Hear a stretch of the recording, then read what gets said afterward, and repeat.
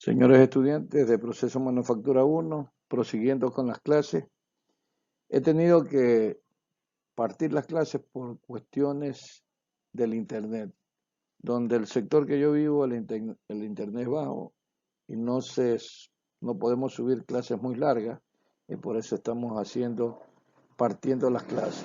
Entonces, en la segunda parte, vamos a ver en esta segunda clase la introducción a los materiales.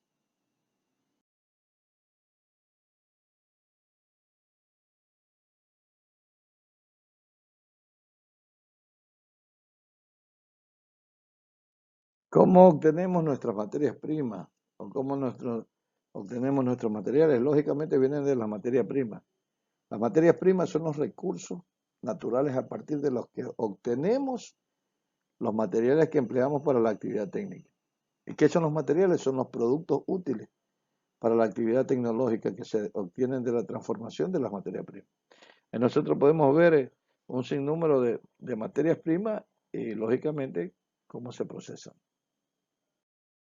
Una vez que ya se procesan los materiales, pues estos tipos de materiales tecnológicos, ¿en qué se procesan? Tenemos aquí en la lámina, vemos la madera, plásticos y los metales.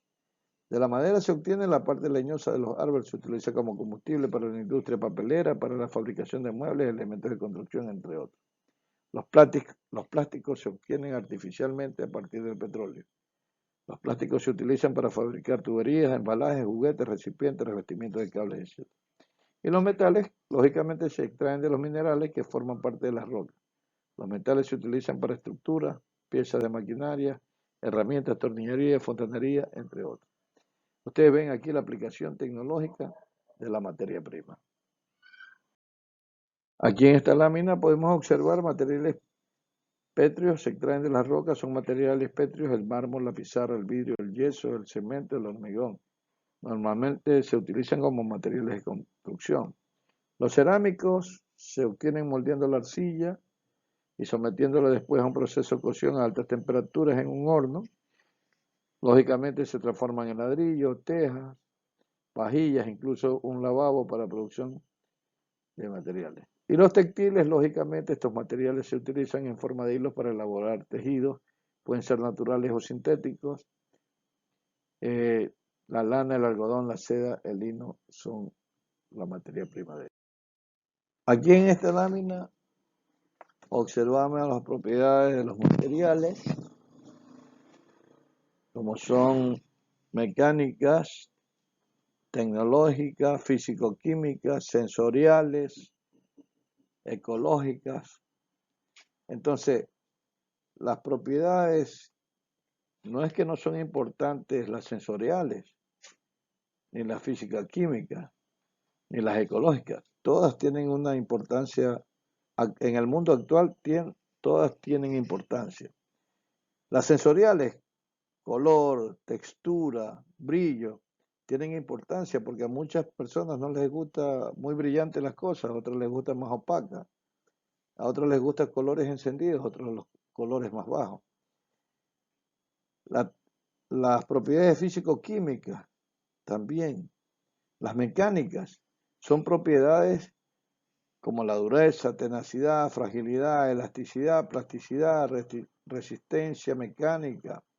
Todas estas propiedades son características de cada uno de los materiales.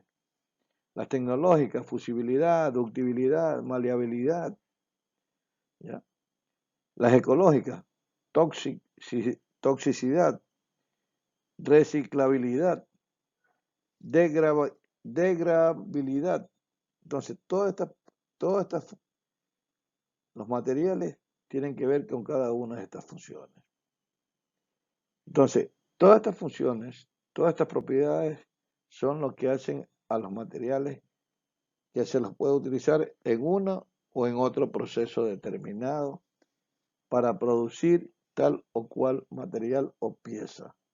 Entonces, nosotros tenemos que valorar estas propiedades de los materiales porque de ellas van a depender muchas cosas. Las propiedades de los materiales tienen que ver mucho con lo que usted va a fabricar. No se olvide que lo que usted produzca debe el cliente aceptarlo. Y el cliente es el que tiene la última palabra, en el sentido que dirá si es un buen material, si tiene durabilidad, si tiene calidad o baja calidad. Entonces, todos esos parámetros tienen que manejarlos es el cliente. Porque el producto terminado, ¿dónde va? Va al cliente. Y otra cosa que faltaba ahí en los sensoriales es el sabor. El sabor es algo importante en cuestiones de comidas, bebidas. El sabor juega un papel fundamental en cada uno de estos procesos. ¿Ya? No se olvide que si tiene un sabor desagradable, nadie lo va a consumir. Pero si tiene un sabor agradable, eso va a mejorar las ventas. En la década del 60, al 70, al 80, habían muchos medicamentos que tenían sabores desagradables y los niños no los consumían. Y quizás las ventas eran flojas. Entonces nació el asunto del sabor. Se fueron creando medicamentos con sabores de naranja, fresa, durazno, para mejorar el consumo del producto. Vea usted lo que es el sabor. Una vez que nosotros vemos las propiedades sensoriales, vamos a analizarlas, son aquellas propiedades que percibimos a través de los sentidos.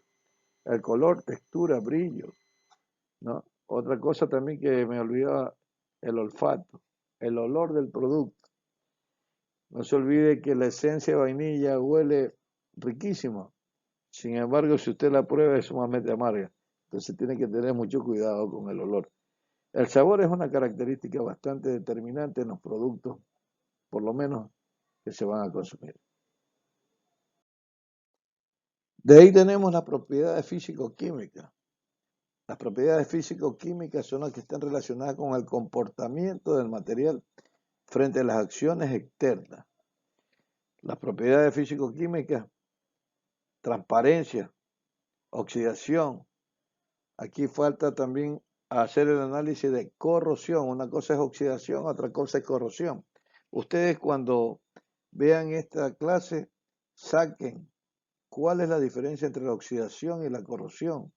Es importantísimo analizar el proceso de oxidación y el proceso de corrosión. ¿Ya? Entonces los materiales, las propiedades físico-químicas de los materiales también ayudan al comportamiento no solamente del material, sino de el producto que usted va a hacer. No se olvide que la calidad del producto la mira el cliente. Ese es el que consume, el consumidor final. Ese es el que va a determinar si su producto es o no es de buena calidad. Dentro de las propiedades físico-químicas también tenemos la conductividad térmica, la conductividad eléctrica. Un material tiene alta conductividad térmica cuando deja pasar el calor por él.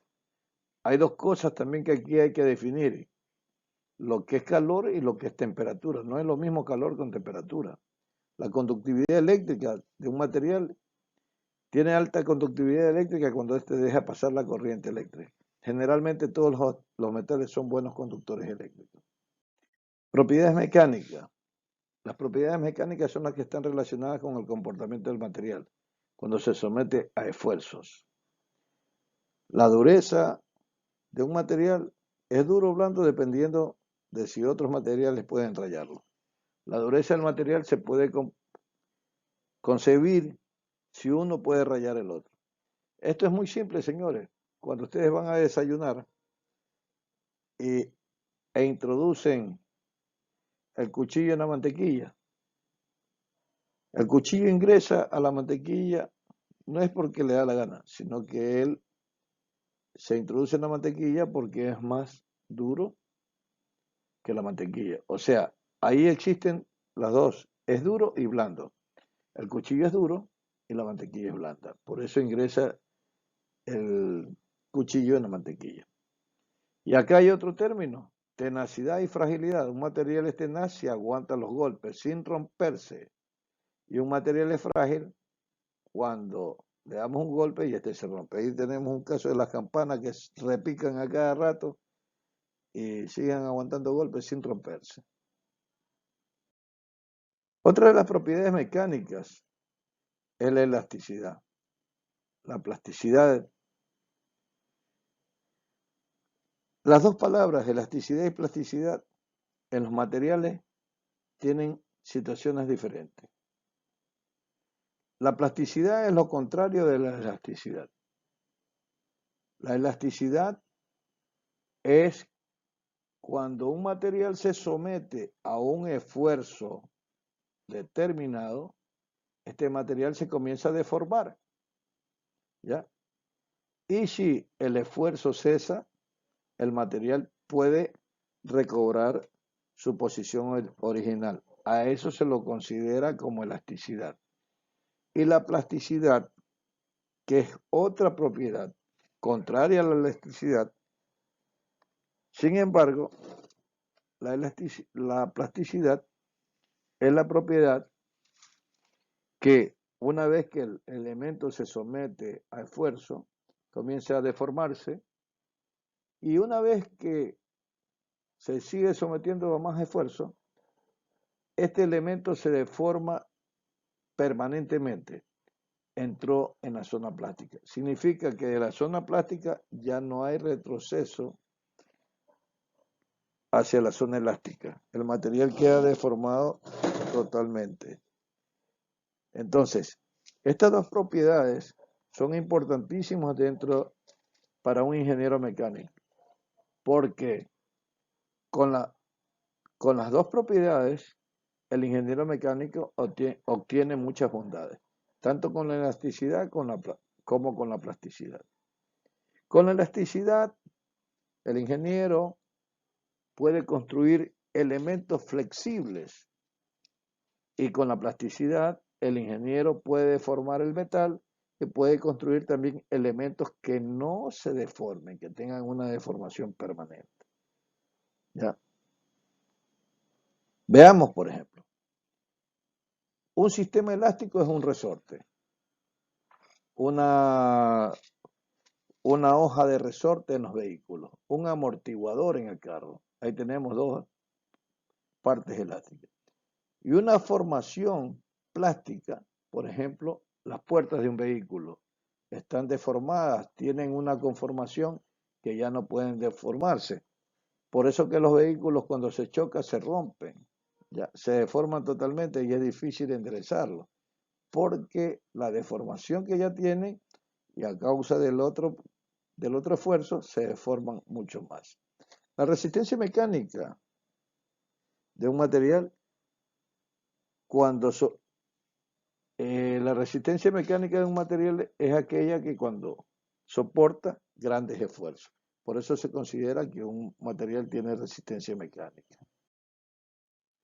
Las propiedades tecnológicas son las que están relacionadas con el comportamiento de los materiales durante su fabricación o la fabricación de elementos, ¿no?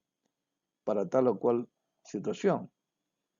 No es lo mismo construir un clavo que construir un perno, que lleva el clavo, es un alambre estirado, mientras que